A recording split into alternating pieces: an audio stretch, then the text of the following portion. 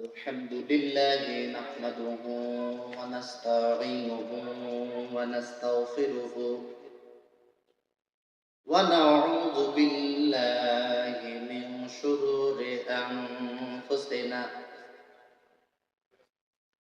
من يهده الله فلا مضل له ومن يضلله فلا هادي له ونشهد أن لا إله إلا الله وحده لا شريك له أعوذ بالله من الشيطان الرجيم بسم الله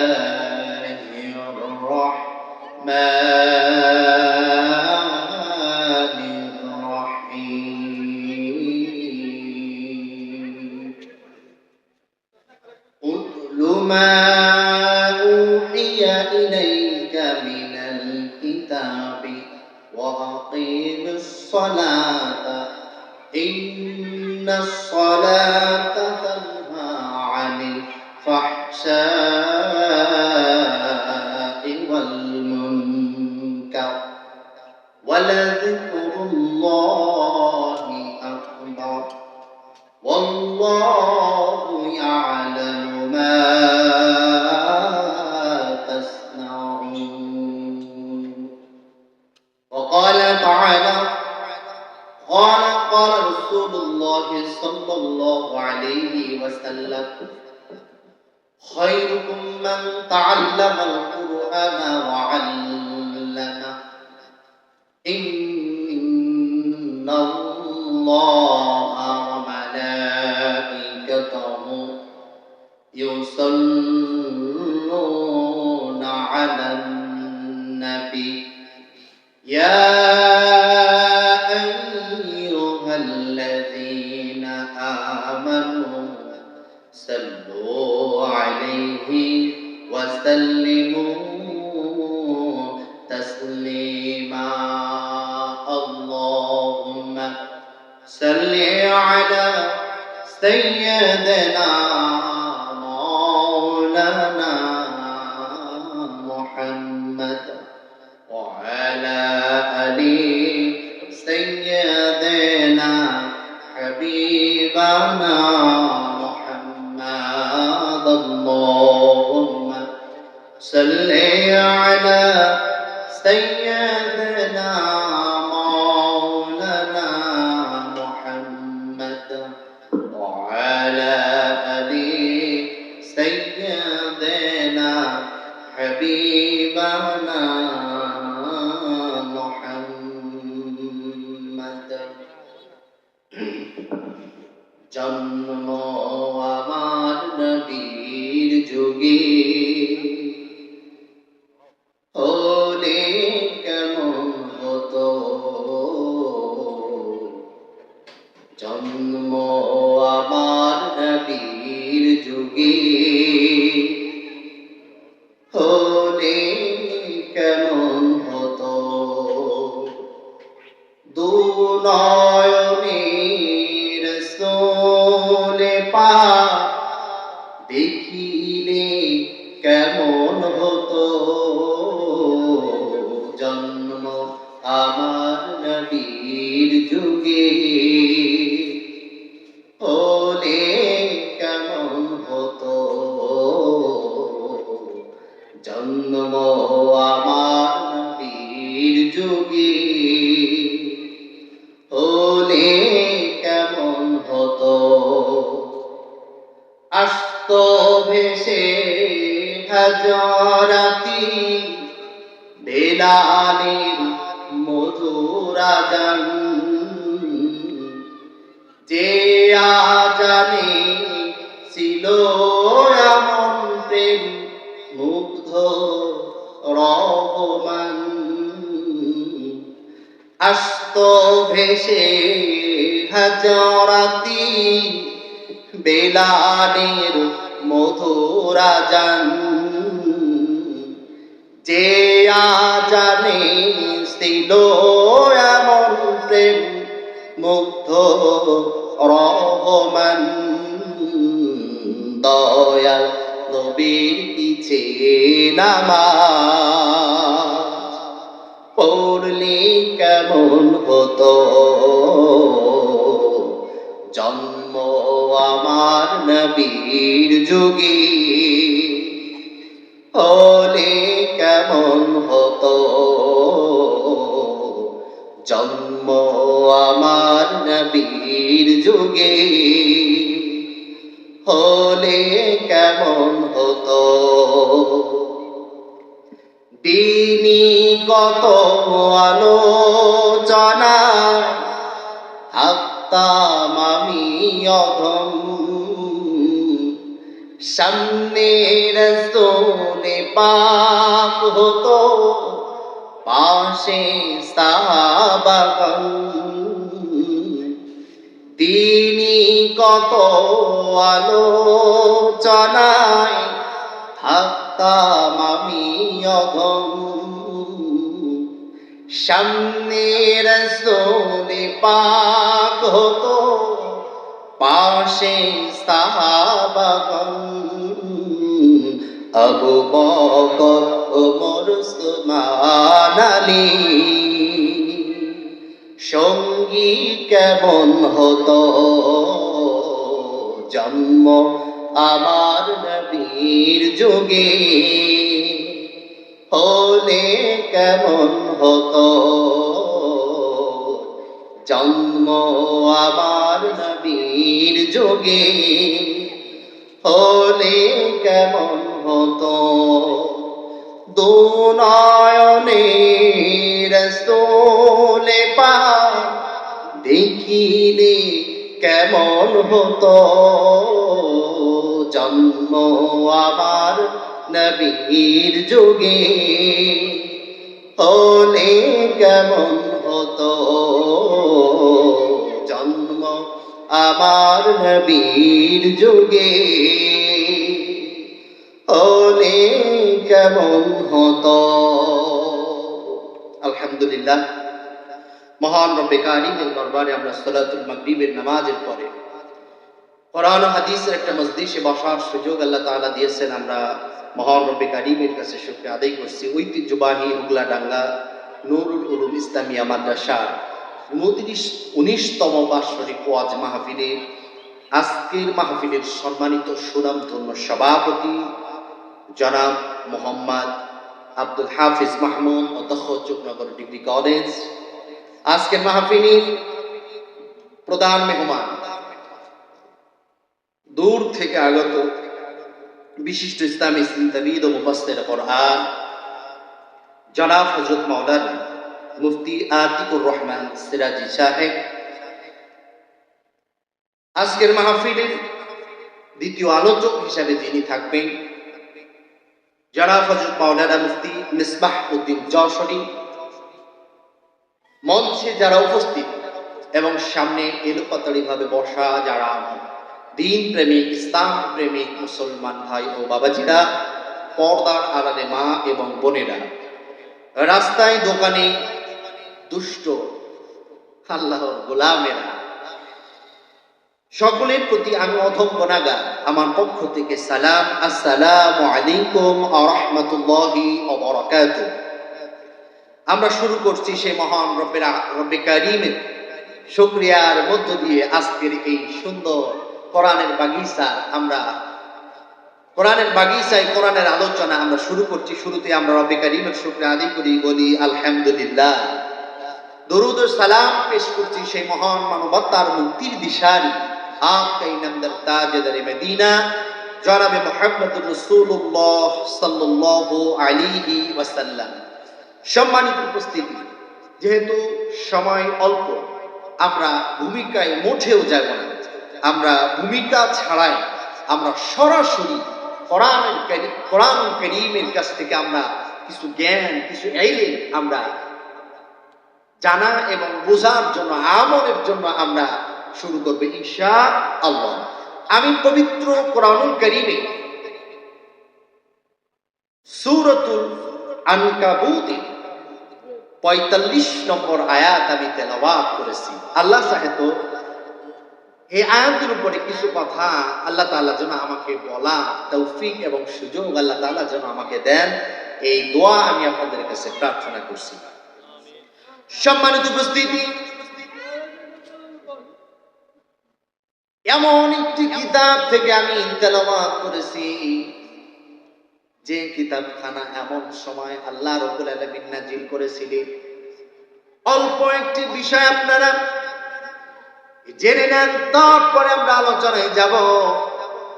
হযরত ঈসা আলা নবিয়্যিনা আলাইহি ওয়াসাল্লাম থেকে শুরু করে আদম আলাইহি ওয়াসাল্লাম পর্যন্ত, আদম আলাইহি ওয়াসাল্লাম থেকে শুরু করে ঈসা আলা নবিয়্যিনা আলাইহি ওয়াসাল্লাম পর্যন্ত আল্লাহ রাব্বুল আলামিন যুগে যুগে অসংখ্য নবী এবং রাসূল আল্লাহ তাআলা প্রেরণ করেছিলেন। আল্লাহ রাসূলের আসার আগে ঈসা আলা নবিয়্যিনা আলাইহি ওয়াসাল্লাম চলে যাওয়ার পরে কোন নবীও নাই আর কোন রাসূলও নাই। আল্লাহর দ্বীনের তাকাজা, আল্লাহর দ্বীনের ইকামতের দ্বীনের কাজ আর নাই, দাওয়াতের মেহনত নাই, কোন নবীও নাই, কোন রাসূলও নাই। একটা বড় একটা লম্বা সময় আল্লাহ রাব্বুল আলামিন গ্যাপ রেখে দিলেন। লম্বা একটি সময় আল্লাহ তাআলা গ্যাপ রাখলেন।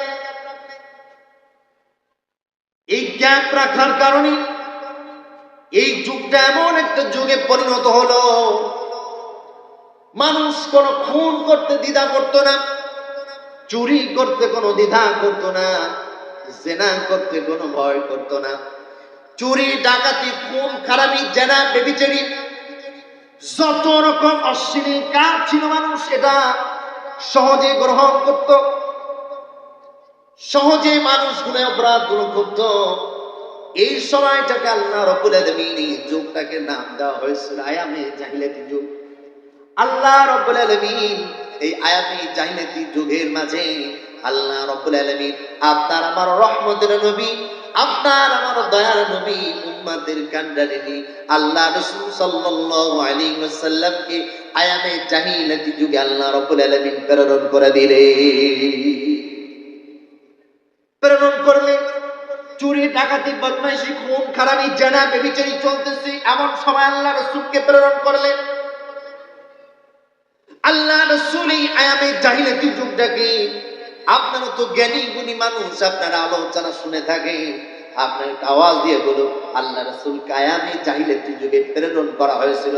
আপনারা বলুন আল্লাহ রাসূল কি এক একজনকে ডাক্তারখানায় নিয়ে নিয়ে টিপস দিয়া, চিকিৎসা দিয়া কি ভদ্র বানাইছিল? বানাইছিল? কবিরাজের কাছে নিয়ে বানাইছিল না। আল্লাহ রাব্বুল আলামিন এই কোরআনুল কারীম আল্লাহ রাব্বুল আলামিন বিশ্ব নবীর উপরে নাজিল করলেন। আর বিশ্ব নবী এক কালেমার দাওয়াত দিলেন, লা ইলাহা ইল্লাল্লাহু মুহাম্মাদুর রাসূলুল্লাহ। আর এক আল্লাহর গোলামি করো, এই কালেমার সত্যের দাওয়াত আল্লাহ রাসূল সাল্লাল্লাহু আলাইহি ওয়াসাল্লাম দিলেন। কোরআনের বরকতে আল্লাহ রাব্বুল আলামিন আয়ামে জাহিলিয়াতি যুগটাকে পরিণত করে আল্লাহ রাব্বুল আলামিন মুসলমানদের বিজয়ের যুগ দিয়ে দিয়েছিল। জোরে বলি সুবহানাল্লাহ। আপনারা বলুন আয়ামে জাহিলিয়াতি যুগটাকে পরিবর্তন করে স্বর্ণের যুগে পরিণত করেছিল। বলেন সেই 1400 বছর আগের সেই কোরআন এখনো পর্যন্ত সমাজে আছে না? না, এখনো পৃথিবীতে আছে না? নাই, আছে কিনা? তাহলে এই কোরআন থাকার পরেও আমরা, এই মূল্যবান কিতাব থাকার পরেও আমরা ওই আয়ামের যুগটাকে আল্লাহ রাসূল পরিবর্তন করতে পারলেন, কিন্তু আমরা এখন পর্যন্ত চাঁদাবাজি, লুচ্চামি, বদমাইশি, মিথ্যা, আহাজারি, অনাচারি, বাঁশ চুরি, রাস্তা চুরি, গম চুরি, আটা চুরি আমরা বন্ধ করতে পারলাম না। কারণ আমরা আল্লাহ রাসূলের মতো এখনো পর্যন্ত কোরআন আমরা শক্ত হাতে, শক্তভাবে আমরা ধরতে পারি না। কথা বলেন ঠিক? আমরা যদি ধরতে পারতাম ওই আয়ামে জাহিলিয়াতি রাসূল পরিবর্তন করতে পারে, আমরাও পরিবর্তন করে আমরা ইসলামের দ্বীন ব্যবস্থা পরিবর্তন করে আমরা দ্বীন ব্যবস্থা কায়েম করে আল্লাহর জমিনে আল্লাহর কোরআনের আইন বাস্তবায়ন করতে পারতাম। চিল্লে বলতে হবে ঠিক, বলতে হবে ঠিক। আমরা সেই কোরআন ধরতে চাই, পারবো তো ইনশাআল্লাহ। আসুন আমি সেই কোরআন থেকে আমি তেলাওয়াত করেছি, আপনার কোরআন ধরবেন, কোরআন বুঝবেন। আগের সাউন্ডটা ভালো ছিল। কোরআন ধরবেন, কোরআন বুঝবেন, কোরআন অনুযায়ী আমল করবেন, এই প্রত্যাশা নিয়ে আমার আজকে এই আয়াত আমি শেষ করব। আল্লাহ তাআলা কি বললেন? আসুন সূরাতুল আনকাবুতের ভিতরে আল্লাহ কি বললেন? আল্লাহ তাআলা বললেন উতুলু মা উহিয়া ইলাইকা মিনাল কিতাব। কিতাব কি বললেন? হে রাসূল, আমি যে আপনার উপরে যে কিতাব, উতলু মা উহিয়া ইলাইকা মিনাল কিতাব, আমি যে তোমার কাছে যে কিতাব অবতীর্ণ করেছি, আপনি এই কিতাব তেলাওয়াত করেন, আপনি এই কিতাব পড়েন। কি বললেন? আল্লাহ রাসূলকে কি করতে বললেন? পড়েন। পড়তে বলছে কিনা ভালো করে বুঝেন আপনারা। কিতাব আল্লাহ রাসূলকে পড়তে বললেন। সরল অর্থগুলো আমরা জেনে নিই। আল্লাহ তাআলা দ্বিতীয়বার বললেন আকিমুস সালাত, হে রাসূল আপনি নামাজের পাবন্দী হয়ে যান।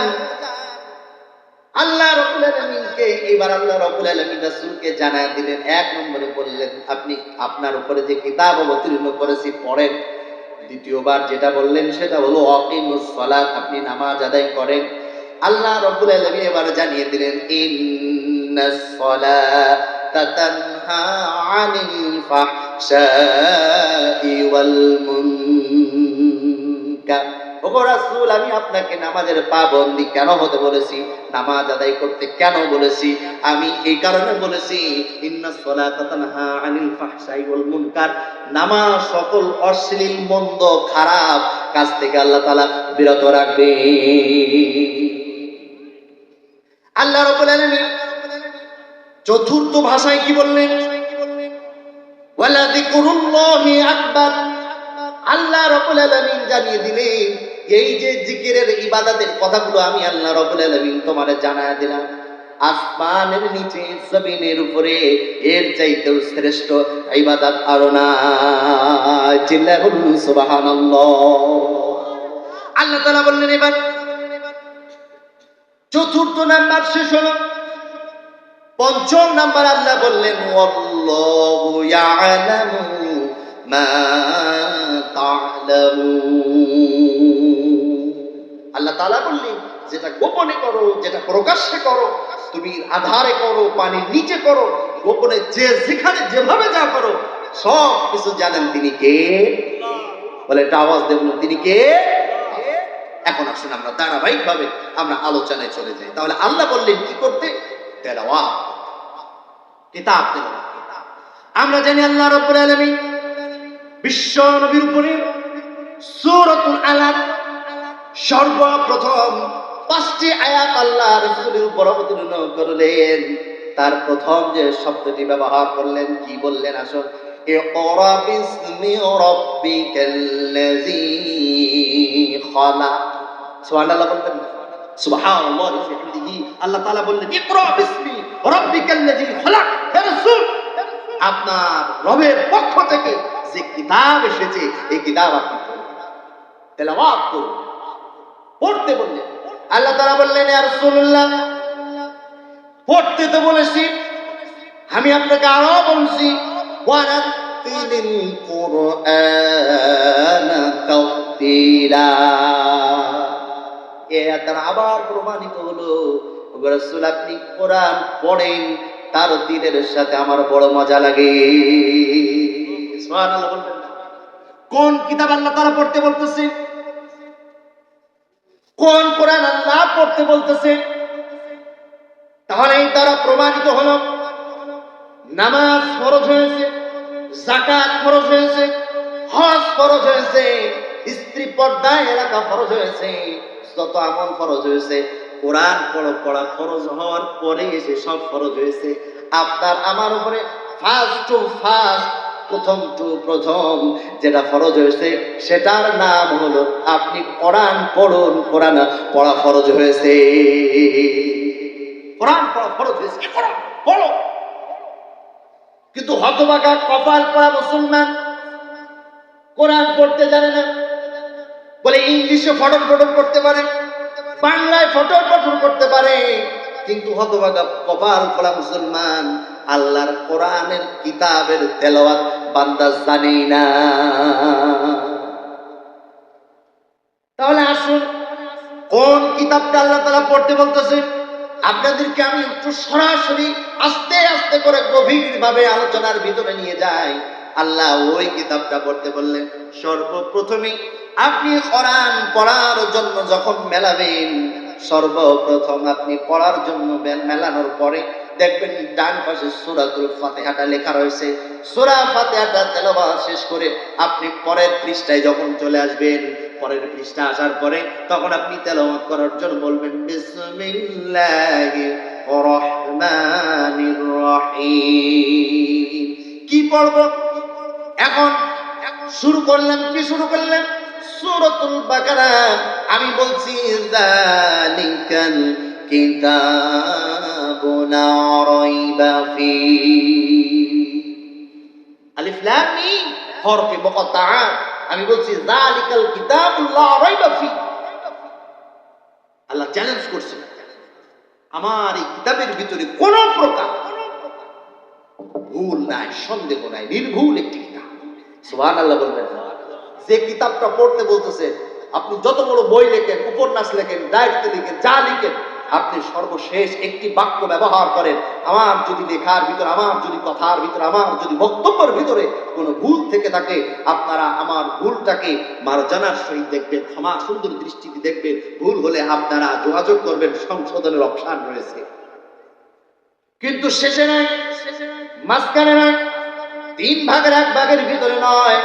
আল্লাহ রাব্বুল আলামিন পবিত্র কালামে পাকের সাজানোর দৃষ্টি থেকে সর্বপ্রথমে আল্লাহ রাব্বুল আলামিন লাগায়া দিলেন, বাক্য ব্যবহার করেন যালিকাল কিতাবু লা রাইবা ফীহি। যালিকাল কিতাবু লা রাইবা ফীহি, এই কিতাবে কোনো ভুল নেই, সন্দেহ নেই, নিঃসন্দেহ একটি কিতাব। এখন আসুন, এই কিতাবের ভুল বিষয়টা বোঝানোর জন্য আমি আপনাদেরকে একটি চমৎকার একটি ঘটনার দিকে নিয়ে যাব। ভারতের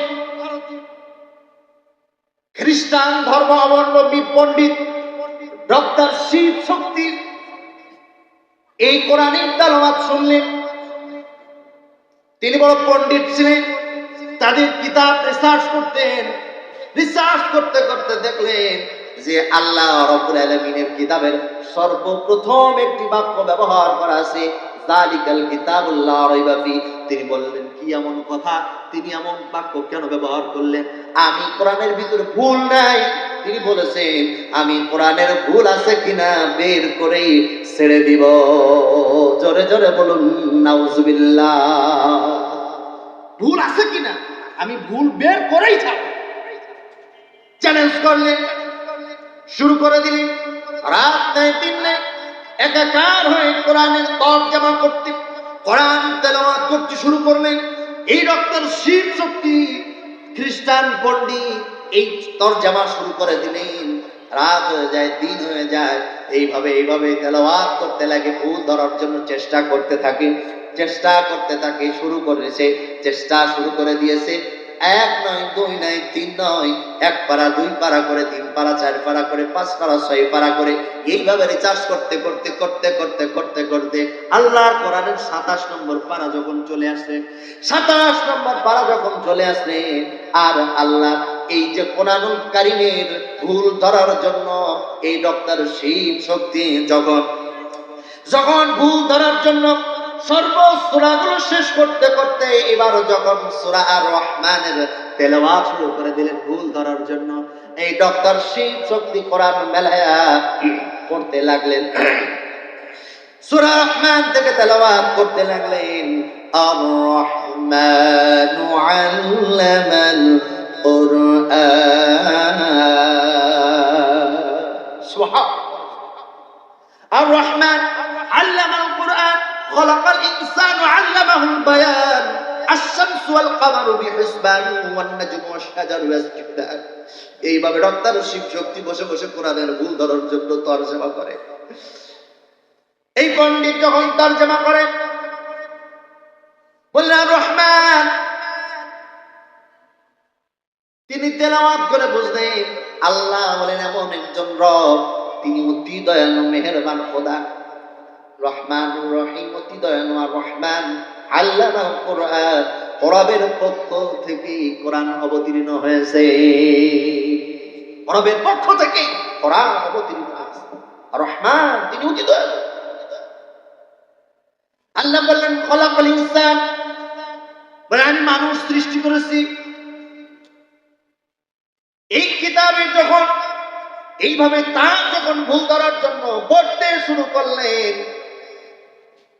তিনি চিন্তা করলেন তাহলে মানুষ যদি সৃষ্টি করে থাকে, তিনি যদি দয়ালু হয়ে থাকে, কোরআন যদি অবতীর্ণ করে থাকে, আর মানুষ যদি তিনি সৃষ্টি করে থাকে, আমি ডক্টর শিব শক্তিও তার বাহিরে নয়, আমি তো তার বাহিরে নয়। খলাকাল ইনসানু আল্লামাহুল বায়ান, বলে আমি যে ডক্টর শিব শক্তি, আমি যে বয়ান দিয়া জবান দিয়া বলে বলে আমি যে আল্লাহর কিতাবের ভুল ধরার জন্য চেষ্টা করতেছি, আমি চ্যালেঞ্জ করেছি, আমার ভুল ভেঙে গিয়েছে। আল্লাহর কিতাবের ভিতরে কোনো ভুল নাই, আমি ডক্টর শিব শক্তি ইসলাম ধর্ম গ্রহণ করে নিলাম,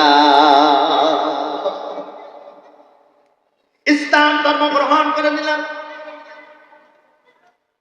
তার নাম এখন রাখা হয়েছে পরিবর্তন করে, ডক্টর শিব শক্তি পরিবর্তন করে না, তার নাম রাখা হয়েছে ডক্টর ইসলামুল হক, তার নাম রাখা হয়েছে। এখন আমি আপনাদের যেটা বলবো, কোরআন এমন একটা কিতাব, এই কোরআনের কাছে যারাই আসবে, যালিকাল কিতাবুল লা রাইবা ফি হুদাল লিল মুত্তাকিন, হুদাল লিল মুত্তাকিন, মুত্তাকিনদের জন্য এটা একটা হিদায়াত।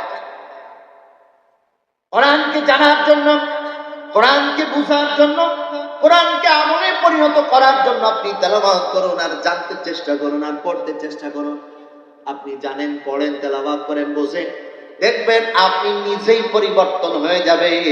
আপনার সাথে সাথে আপনার মধ্য দিয়ে সমাজের রাষ্ট্র পরিবর্তন হয়ে যাবে। চিল্লায় বলতে হবে ঠিক কিনা?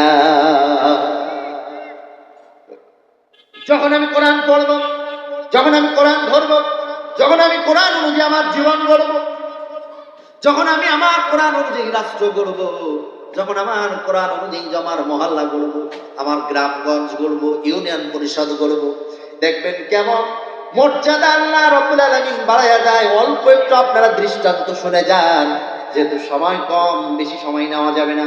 কি চরণের মর্যাদা আল্লাহ তাআলা বাড়ায়া দেয়। আমি আপনাদের কাছে বলি, এই যে আপনারা কাগজ দেখতে পান, এই কাগজের ভিতরে যদি বাংলা লেখা থাকে, আপনারা বলুন, বাংলা লেখা কাগজখানা কখনো কি সুমা খেয়েছেন?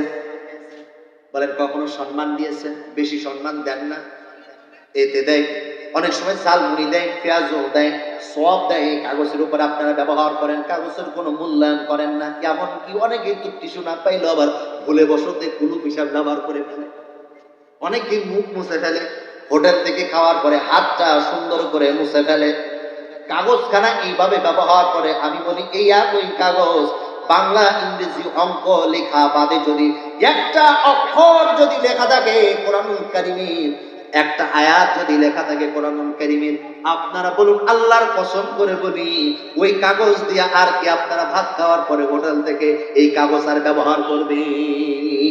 ব্যবহার করবে? আপনার যদি আরবি লেখা কাগজখানা যদি আপনার উপর পেঁয়াজু দেয়, ছোলা দেয়, ঝালমুড়ি দেয়, বলেন আপনারা কি ব্যবহার করবেন? আপনার কাগজখানা সাথে সাথে হাতে নিবেন আর বলবেন, ভাই দোকানদার ভাই, আপনি এই কাগজ আর ব্যবহার করবেন না, এতে আরবি লেখা রয়েছে। বলেন, আরবি লেখার কারণে কাগজের দাম, সম্মান বেড়েছে না কমেছে? বেড়েছে। কি হলো আরবি লেখার কারণে? আল্লাহ তাআলা কাগজের দামটা আল্লাহ রাব্বুল আলামিন বাড়িয়ে দিলেন। কাগজে যদি আরবি লেখার কারণে যদি কাগজের দাম বেড়ে যায়, আমি আপনাদের কাছে আরো একটু বলবো, এই যে কাপড় আমরা ব্যবহার করে থাকি, 500, 1000, 2000, 5000, 6000 টাকা দিয়া এক একজন এক একটা পোশাক কিনে আনে। আপনারা বলুন, এই পোশাকটা কখনো বাড়ি এনে চুমু খাইয়া দেখেছেন? কখনো চুমু খেয়ে দেখে নাই। শাড়ি হোক, 3 পিস হোক, চাদর হোক, ওড়না হোক, ব্লেজার হোক, পাঞ্জাবি হোক, শার্ট হোক, গেঞ্জি হোক, যত টাকা দিয়া পোশাক কিনে আনুক না কেন, ক্রয় করে আনুক না কেন, কোন বান্দা আল্লাহর গোলাম কাপড়খানাকে চুমা খায় না, পুরনো হয়ে যায়, ছিঁড়ে যায় কাপড়খানা, ফেলাইয়া দেয়। এমনকি কাপড়খানা দিয়া মহিলারা অনেক সময় হাড়ি ধরার জন্য তেনা বানায়। আবার এই কাপড়খানা পুরনো হয়ে যাওয়ার পরে নিম্ন স্তরে ব্যবহার করে, বাচ্চাদের পায়খানা প্রস্রাব মুছে ফেলায় মহিলারা নিম্ন স্তরে ব্যবহার করে। এই কাপড়খানা এত টাকা দিয়ে কিনলাম, কোনো দাম নাই। আমি আপনাদের হাতে পায়ে ধরে বলবো, আপনি 50 টাকায় 100 টাকা দিয়ে এক গজখানে সিট কিনে এনে যদি আপনি কোরআনের সাথে যদি আপনি লাগায়া কোরআনকে সুন্দর, পবিত্র, পরিষ্কার, পরিচ্ছন্ন রাখার জন্য যদি আপনি জুজদান বানায় কাপড়টাকে যদি গিরাইয়া রাখেন, আপনার কোরআন পড়ার সময় যদি ওই কাপড়টা যদি জুজদানটা যদি আপনার হাত থেকে পড়ে যায়, আপনারা বলুন জুজদান পায়ে যদি লাগে একবারও হলেও চুমু খান কিনা? বলেন চুমু খান কিনা?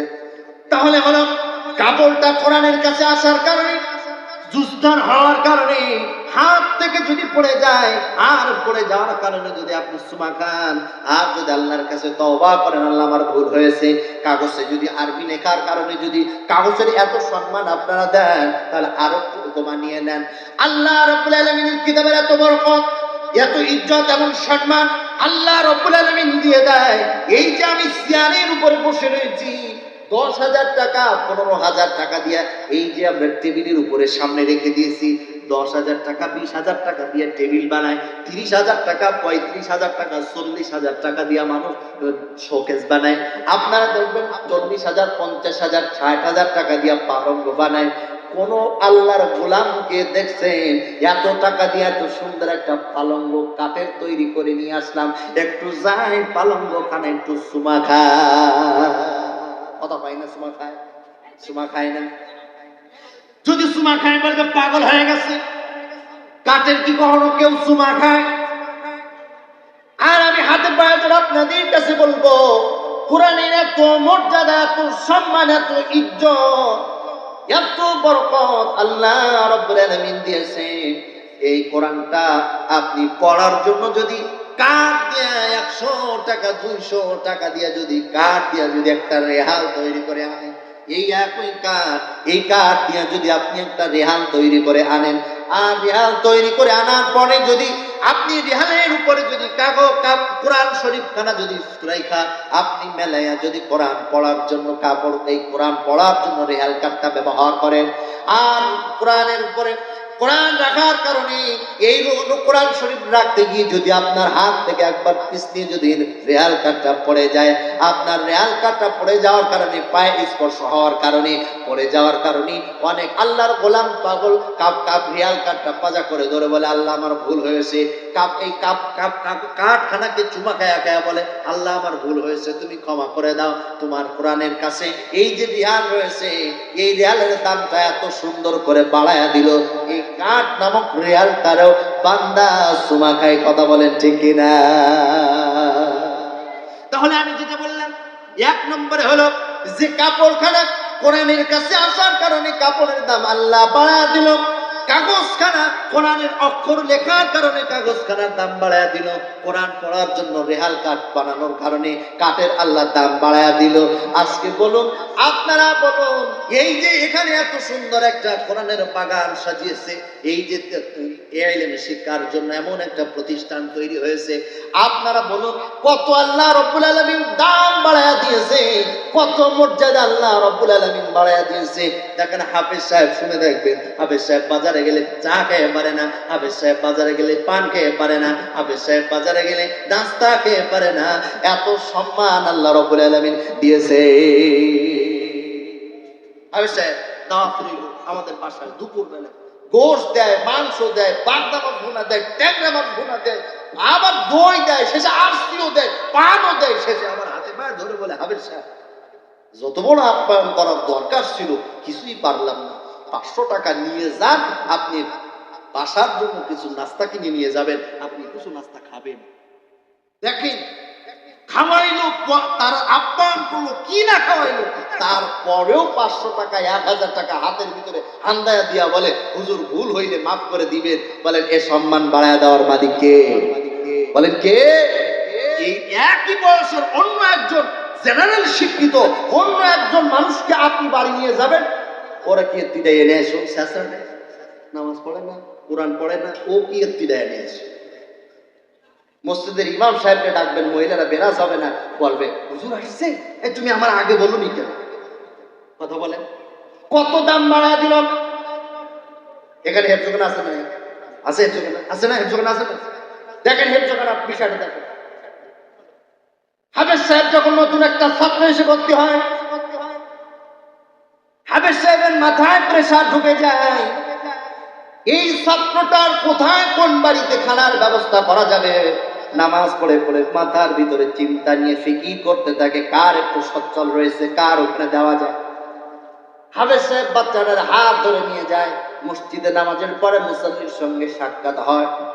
আল্লাহর গোলাম কি ফিকির করে, বাবা এই ব্যক্তিটাই ছাত্রটা, ছোট মানুষ, কোরআন শিক্ষার জন্য মাদ্রাসায় এসেছে, কোরআন শিক্ষার জন্য আমাদের এখানে ভর্তি হয়েছে, খাওয়ার একটা ব্যবস্থা করতে হবে।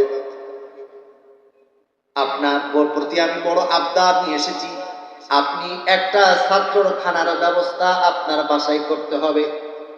হাফেজ সাহেব আপনি যখন বলেছেন আমি আপনার সম্মান ফেলতে পারবো না, একটুখানি চিন্তা করতে দেন, একটু পরামর্শ করতে দেন আপনার ভাবির সঙ্গে অথবা আপনার চাচিমার সঙ্গে, একটু পরামর্শ করে আসি। কাকা হোক ভাই হোক বাড়িতে যায় বলে, ও আমার প্রাণের স্ত্রী, আজকে আমি যখন নামাজে গেলাম, আমাদের হাফেজ সাহেব আমার কাছে ফিকির করেছে, আমার কাছে বললো মাদ্রাসায় নাকি একটা ছাত্র ভর্তি হয়েছে, মাদ্রাসায় নাকি একজন ছাত্র পড়ার জন্য এসেছে, তার খানার ব্যবস্থা হয়নি। তোমার বলো তোমার কি হালত? আমার তো মনে চায় একটা ছাত্র আমার বাড়ি খেয়ে খেয়ে তা হাফেজ হোক, আমার বাড়ি খেয়ে খেয়ে কোরআনের আলেম হোক, আমার তো বড্ড মনে চাই, তোমার বিষয়টা বলো। মা বোনদের মনটা একটু নরম, চিন্তা করে আমার তো মেয়ে হয়েছে, যদি একটা ছেলে হতো তবে আমার ছেলেটাও বুঝি মাদ্রাসায় পড়তো, আমার ছেলেটা বুঝি মাদ্রাসায় পড়ে আলিফ বা তা সা শিখতো, আস্তে আস্তে করে কোরআনের হাফেজ।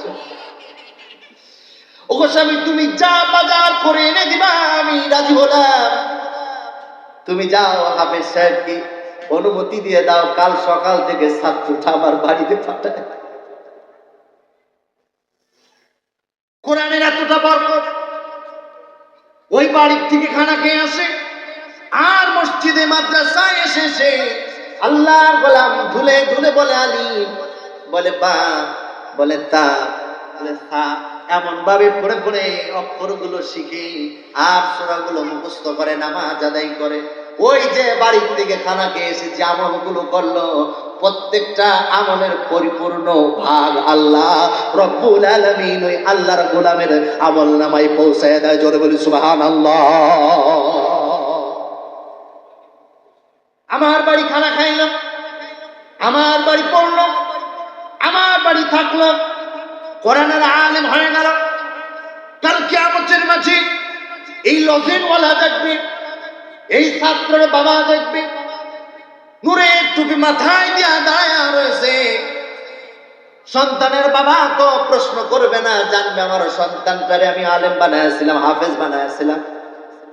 কিন্তু লজিনওয়ালা চিন্তা করবে, আমার তো ছেলে ছিল না, আমার তো ছেলে আমি মাদ্রাসায় পড়াইছিলাম না, ছেলে ছিল তবুও মাদ্রাসায় পড়াই নাই, আমি তো হাফেজ বানাই নাই, কেন আজকে আমাকে হাফেজের সম্মান দেওয়া হচ্ছে, কেন আমাকে হাফেজদের সম্মানী কাতারে দাঁড়ানো হচ্ছে। ওই দিন আমল নামায় দেখবে আল্লাহর গোলামের যতটুকু ইনকাম ছিল, যতটুকু তার এখতিয়ার ছিল, তার উপরে বরাদ্দ হয়ে, তার উপরে সন্তুষ্ট হয়ে এই মাদ্রাসা হোক অন্য মাদ্রাসা থেকে একটা ছাত্র নিয়ে তার খানা পিনা ভরণ পোষণ দিয়া কোরআনের আলেম হাফেজ বানায়া দিয়েছে, তার উত্তরাধিকার হিসাবে আল্লাহ তাকেই কবুল করে নিয়েছে। জোরে বলি সুবহানাল্লাহ। কত মর্যাদা, কত সম্মান আল্লাহ রাব্বুল আলামিন দিলেন। তাহলে দেখেন কোরআনের ইলম শিখতে আসার কারণে তার খানার ব্যবস্থা হয়ে গেল। কিন্তু আপনারা বলুন, অন্য কোন একটা ছাত্র, অন্য কোন একটা ছেলেকে নিয়ে আপনারা ভাত দিবেন? কথা বানা ভাত দিবেন? ভরণ পোষণ দিবেন। অনেক সময় অনেক মানুষ এখানে আসে কিনা জানি না, অনেক সময় অনেক মানুষ অনেক মাদ্রাসা এসে এসে তাদের জন্য খাবার নিয়ে আসে, তাদের জন্য সম্মান নিয়ে আসে, তাদের জন্য পাঞ্জাবি নিয়ে আসে। কোন কারণে নিয়ে আসে? আল্লাহর কোরআনের ইলম তারা শিখতেছে, হাফেজ হচ্ছে, তাদের সম্মানার্থে আমি নেকির ভাগী হওয়ার জন্য গোলামেরা উক্ত পালের মতো ছুটে ছুটে মাদ্রাসায় এসে দাঁড়িয়ে যা। আসুন, কি হলো? আপনি কোরআন করতে পারেন না, বিশ্ব নবী বলেন আপনি কোরআন করতে পারেন না, আপনি কোরআনকে মহব্বত করুন। আপনি কোরআন করতে পারেন না, কোরআনটা মেলায়া মেলায়া কোরআন আপনি দেখতে থাকুন, দেখতে থাকুন, আর আফসোস করুন ভুল হয়েছে। আপনি চেষ্টা করেন তবু হচ্ছে না, কিন্তু আপনি চেষ্টা করেন অক্ষরগুলো দেখেন, অক্ষরগুলো দেখেন, অক্ষরগুলো মনোযোগ সহকারে দেখার কারণে আল্লাহ রাব্বুল আলামিন এই মহব্বত দিলের ভিতরে থাকার কারণে, দিল থেকে অক্ষরগুলো দেখার কারণে আল্লাহ রাব্বুল আলামিন এই কোরআনের বরকতে এক একটা অক্ষরের সওয়াব, এক একটা অক্ষরের নেকি আল্লাহ রাব্বুল আলামিন তার আমলনামায় লিখে দিবে।